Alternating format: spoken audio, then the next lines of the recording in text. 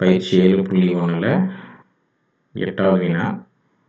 தலைகீழாக வைக்கப்பட்ட ஒரு நேர்வட்ட கூம்பின் வடிவில் உள்ள ஒரு நீர்நிலை தொட்டியின் ஆழம் 12 மீட்டர் மற்றும் மேலுள்ள வட்டத்தின் ஆரம் 5 மீட்டர் என்க. நிமிடத்திற்கு 10 கனமீட்டர் வேகத்தில் நீர் பாய்ச்சப்படுகிறது எனில் 8 மீட்டர் ஆழத்தில் நீர் இருக்கும்போது நீரின் ஆழம் அதிகரிக்கும் வேகம் என்ன? இதுதான் கேள்வி. கேள்வியை நல்லா ஒரு டைம் புரிஞ்சுக்கோங்க. இது அவங்க சொல்கிற நீர் தொட்டி எப்படி இருக்குன்னா, இதுதான் தலைகீழாக கவிழ்த்து வைக்கப்பட்ட நேர்வட்ட கூம்பு. நேர்வட்ட கூம்புனாவே அடிப்பக்கம் வட்ட வடிவத்தில் இருக்கிறது தான் நேர்வட்ட கூம்பு. ஸோ அந்த வடிவத்தில் இருக்கக்கூடிய இந்த நீர்நிலை தொட்டி, இதனுடைய அந்த ஆரம், மேலே உள்ள ஆரம் 5 மீட்டர் அப்படின்னும், இதனுடைய ஆழம் 12 மீட்டர் அப்படின்னும் சொல்லியிருக்காங்க. ஸோ அதை மென்ஷன் பண்ணியிருக்கேன். டோட்டல் ஆழம் 12 மீட்டர்.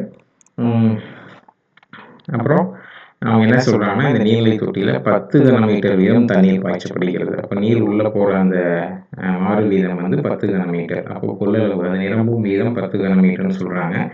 அப்போ கொள்ளளவு எவ்வளோ வேகத்தில் அதிகரிக்கும்? 10 கனமீட்டர் வேகத்தில் அதிகரிக்கும்னு சொல்லலாம்.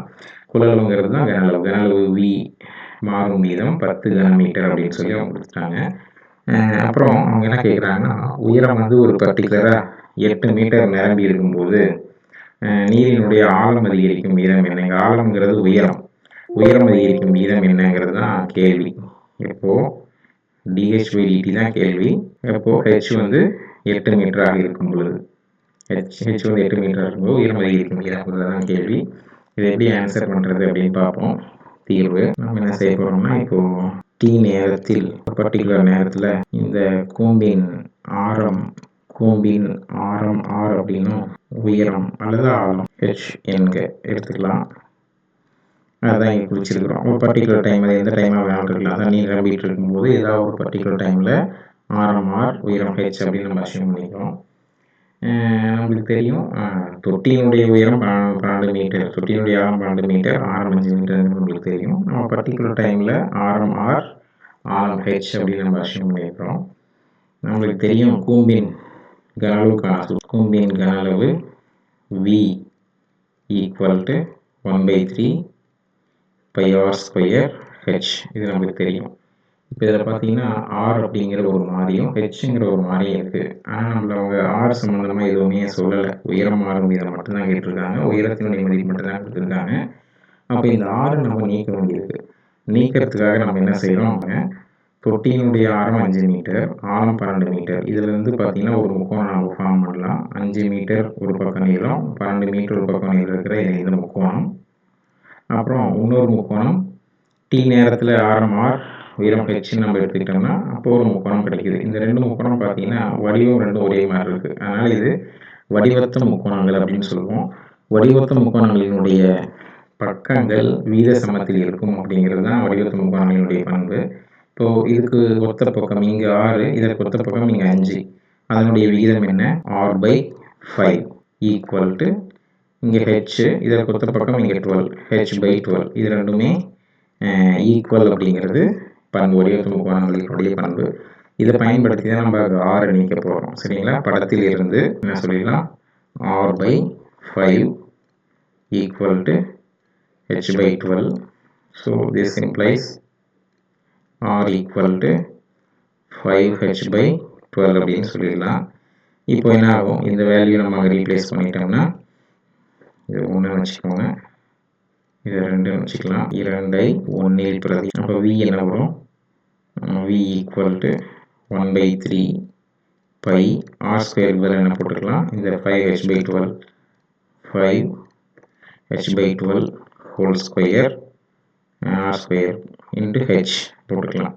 இதை சுருக்கிட்டிங்கன்னா 1/3 π 5² பண்ணால் 25.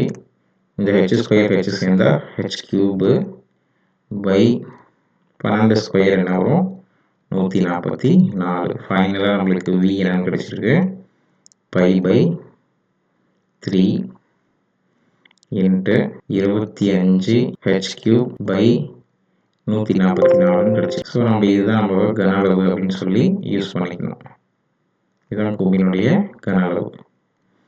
இப்போ நம்ம என்ன செய்கிறோம்? இதை t பொறுத்து வகையில் செஞ்சோம்னா என்ன வரும்? dv/dt ஈக்குவல் டு இதில் இதெல்லாம் constant by 25 144 3 by by 3 25 by 144 இது அப்படியே கான்ஸ்டன்ட் அது அப்படியே எழுதிக்கலாம் பை 25 பை 3 பெருக்கல் 144 இதெல்லாம் கான்ஸ்டன்ட் அப்படியே எழுதிக்கலாம் h கியூபை டிஃபரன்ஷியேட் பண்ணால் 3h ஸ்கொயர் இதை வகையில் செய்யும்போது 3h ஸ்கொயர் உள்ள இருக்கிற h டைமை பொறுத்து டிஃபரன்ஷியேட் பண்ணால் dh பை dt இப்போ என்ன ஆகுது இது 3 இது 3 கேன்சல் ஆகிடுது அப்புறம் நம்மளுக்கு dv by dt equal to அவங்களே கொடுத்துட்டாங்க என்னது கன அளவு மாறும் வீதம் 10 கனமீட்டர் அப்படின்னு அவங்க கொடுத்துட்டாங்க அப்போது dv by dt equal to 10 கனமீட்டர் பை வினாடி அப்புறம் உயரம் எப்போ நம்மள கேட்டிருக்காங்க h ஈக்குவல் டு 8 அப்படிங்கும்போது தான் கேட்டிருக்காங்க அப்போ h ஈக்குவல் டு